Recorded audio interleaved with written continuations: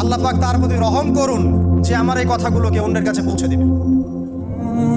নবীজির ভাষণ। এরপর নবীজি বলছেন, জেনে রাখো নিশ্চয়ই তোমাদের পরস্পরের, মুসলিমদের পরস্পরের সম্পদ, পরস্পরের রক্ত, পরস্পরের এই যে জান মাল ইজ্জত, এগুলো একে অপরের জন্য হারাম।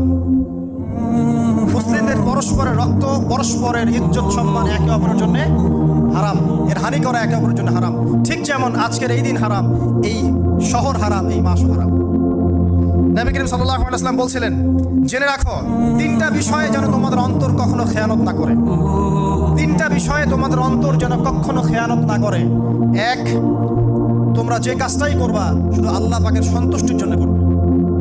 তোমরা যে কাজই করবে শুধু আল্লাহর সন্তুষ্টির জন্য করবে। তোমাদের শাসক বর্গের কল্যাণ কামনা করবে। তোমাদের শাসক বর্গের কল্যাণ কামনা করবে।